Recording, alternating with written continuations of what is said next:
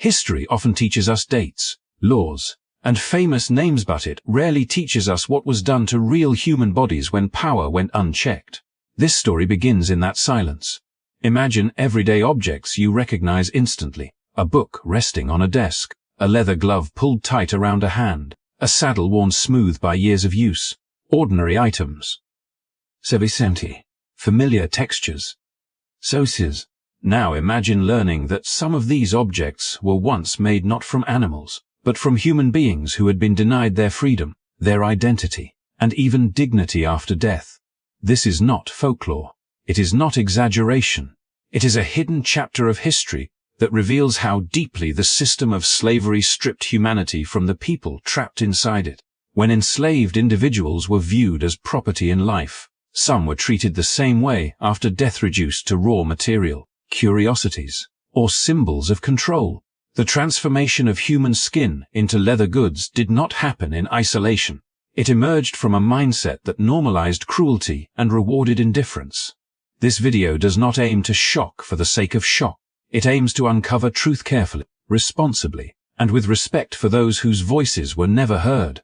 By understanding how such practices were possible, we gain insight into the broader machinery of dehumanization that sustained slavery for centuries. And more importantly, we learn why remembering these stories still matters today. As you listen, consider what it means when history chooses what to remember and what to forget. Consider how many stories like this were left out of textbooks, classrooms, and public memory. If you believe history should be told honestly, if you value truth over comfort, support this channel by liking this video, subscribing, and sharing it with others. These stories deserve to be known, not to dwell on the past, but to ensure it is never repeated. The story narrows from the vast machinery of slavery to a single night, a single body, and a moment that history remembers for its symbolism, but rarely for its aftermath. Boston, 1770. Sevicim's als. The streets were tense, crowded with fear and anger as gunfire cut through the winter air. When the chaos settled, Crispus Attucks lay dead, a sailor of African and native descent, formerly enslaved. Sevicilic. Attucks became the first person killed in what would later be named the Boston Massacre. In the patriotic memory of the American Revolution, he is honored as an early martyr for liberty, a man whose death helped ignite resistance against British rule. Yet beneath that heroic image lies a far darker story that exposes how incomplete freedom truly was in revolutionary America. Attucks' body did not rest easily in death, even as his name was being elevated as a symbol of resistance. His humanity was still negotiable. According to historical accounts and surviving artifacts, a portion of his skin was taken and later used to bind a small notebook. The object itself was unremarkable in appearance, smooth and dark, indistinguishable from any other leather-bound volume of its time. Its significance lay not in how it looked, but in what it represented. A man celebrated in words was, at the same time, reduced in material form. His body became an object of curiosity, stripped of consent and dignity, transformed into something to be owned. This moment connects seamlessly to the larger pattern already unfolding across the Atlantic world. Slavery had trained societies to see black bodies not as inviolable human beings, but as resources to be managed. Labor could be extracted, alley.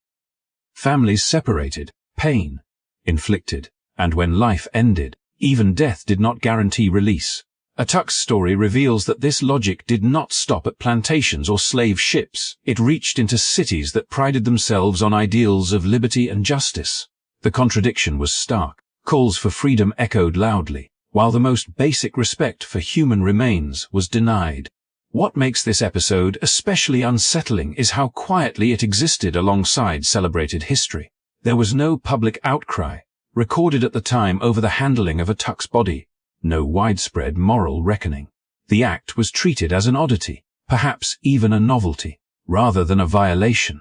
This silence reflects how deeply normalized dehumanization had become. When society accepts that a group of people exists outside the full boundaries of personhood, acts that should be unthinkable become merely unusual.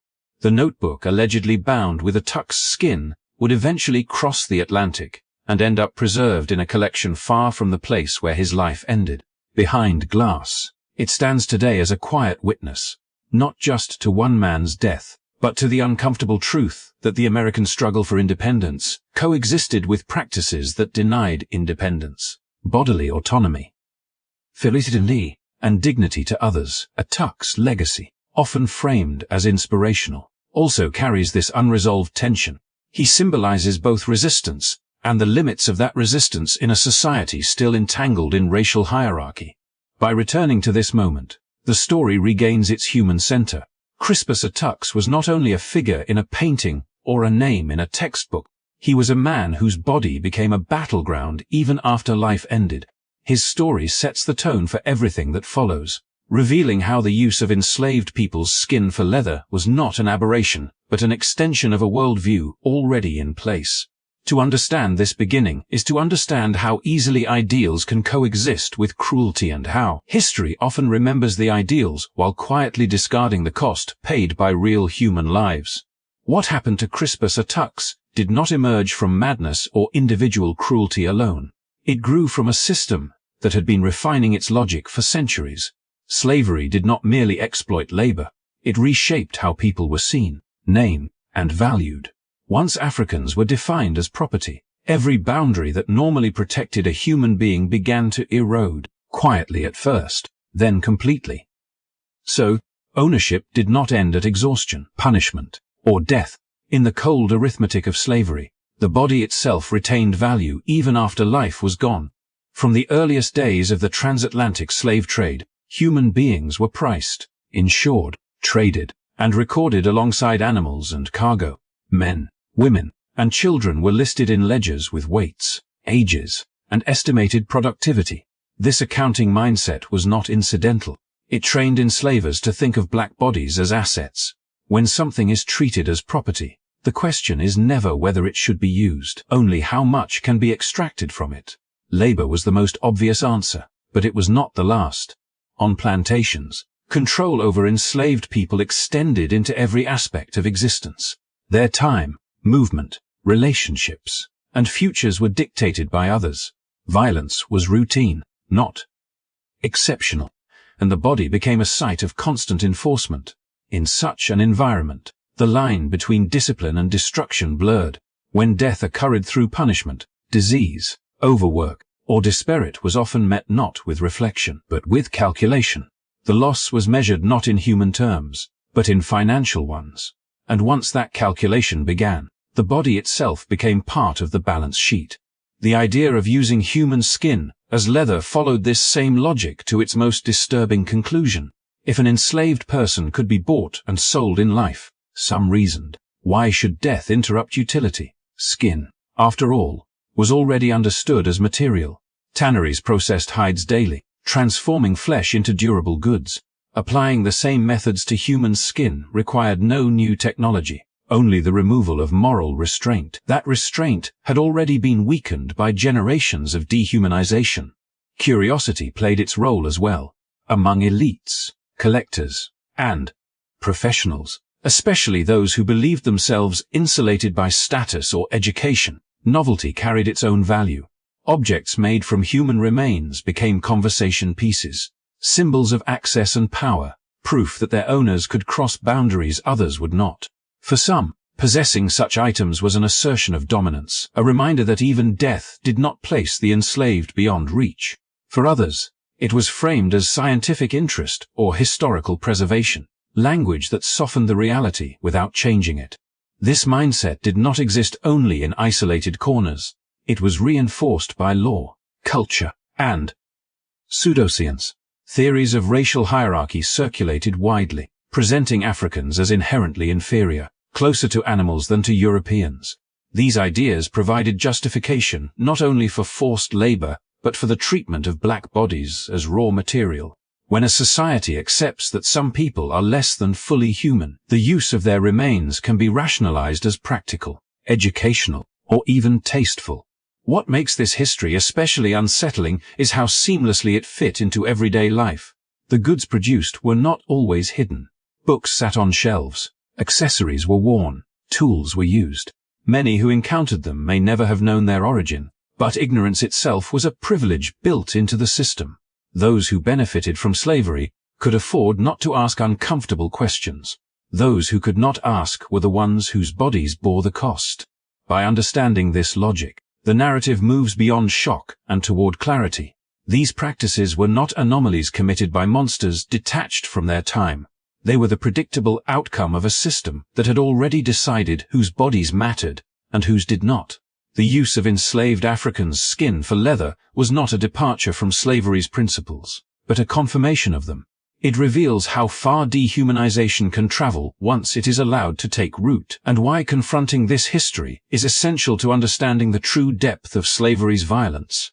As the logic of slavery hardened into routine, its most extreme expressions no longer belonged only to moments of chaos or isolated cruelty. They were recorded, normalized, and in some cases quietly organized. Plantation owners, colonial administrators, Deeples the Floud, and educated professionals left behind written traces that reveal how deeply the reduction of human beings to material had sunk into daily life. These were not rumors whispered long after the fact, but entries in diaries, letters, and journals, written with a calm tone that is perhaps the most disturbing detail of all. On plantations, owners often documented violence and death as part of management. Punishments, illnesses, and losses were noted alongside crop yields and expenses. Within these records appear chilling references to the treatment of bodies after death, described with the same practical language used for livestock. The absence of emotion was not accidental. It reflected a worldview in which enslaved people existed primarily as units of labor and control. When that labor ended, their bodies could still be repurposed. In this environment, taking skin from the deceased was framed not as an outrage, but as a continuation of ownership. Colonial officials reinforced this mentality through ideology. Many believed themselves agents of civilization, tasked with ordering societies they considered inferior. Their writings often blended administration with racial theory, creating an intellectual shield around acts that would otherwise be indefensible. Within this framework, the use of human skin became a symbol of domination, a physical manifestation of the belief that colonized bodies belonged to the empire even in death. When such acts were described, they were often stripped of personal detail, reducing individuals to anonymous examples or materials. Physicians occupied a unique and troubling position within this system. As men of science, they had sanctioned access to human bodies through medical education and research. Dissection rooms, especially in the 18th and 19th centuries, were spaces where ethical boundaries were already stretched. Cadavers were scarce, and the bodies of marginalized people were disproportionately used. Within these spaces, the transition from studying the body to collecting it as an object became dangerously easy. Some doctors preserved skin as curiosities, others experimented with tanning it, and a number went further, commissioning books bound in human hide as personal keepsakes. These actions were rarely publicized, but they were not entirely hidden either. A quiet network supported them. Clandestine tanneries, chemistans as skilled in processing animal hides, required little adaptation to work with human skin. Traders and intermediaries acted discreetly, sourcing material from plantations, prisons, medical schools, and grave robbers who understood where scrutiny was weakest. Transactions were conducted without formal records, relying on trust and shared understanding. The market was small, but it was real, sustained by wealthy clients who valued rarity and transgression. For these buyers, human leather carried a meaning beyond its physical properties. It was a marker of exclusivity, a demonstration that ordinary moral limits did not apply to them. Commissioned items were often personal accessories, books, or decorative objects meant to be handled, displayed, and discussed in select company. The language surrounding these goods was coded, designed to obscure their origin while still signaling their uniqueness to those who knew how to listen. What binds plantation owners, colonial officials, Kabisili, and physicians together in this story is not profession, but participation in a shared system of power. Each played a role in sustaining the conditions that made such practices possible. Authority over land, law, or knowledge translated into authority over bodies. Documentation, servicini, rather than condemning these acts, often served to legitimize them by treating them as unremarkable. This convergence of brutality and bureaucracy reveals how deeply embedded dehumanization had become. The transformation of enslaved people's skin into leather was not the work of outcasts operating at society's margins. It was enabled by individuals who occupied respected positions and by structures designed to protect their interests. Understanding this connection forces a reckoning with how cruelty can be administered, not only through violence, but through paperwork, routine, and silence. For years, these practices survived in the quiet spaces where power shielded itself from scrutiny. They persisted not because they were unknown, but because they were inconvenient to acknowledge. What finally began to change the course of events in the 19th century was exposure. When fragments of these hidden practices surfaced in public view, they disrupted the careful silence that had allowed them to endure. Words, once confined to private diaries and whispered transactions, entered newspapers. So sent pamphlets and speeches, where they could no longer be controlled. Abolitionist writers played a decisive role in this shift. Unlike official records, their publications were driven not by administration or profit, but by moral urgency. They collected testimonies, circulated letters, and seized upon specific incidents that could not be easily dismissed as rumor. When reports emerged describing objects made from the skin of enslaved people, abolitionist presses treated them not as curiosities, but as evidence. These stories were framed deliberately to confront readers with the full consequences of slavery, forcing an audience far removed from plantations to imagine what the system truly permitted. The power of these accounts lay in their specificity. Rather than speaking only in abstract terms about cruelty, abolitionist newspapers described identifiable people, towns, and objects. A saddle, a book, a personal item, suddenly became a symbol that readers could picture. This concreteness made denial harder.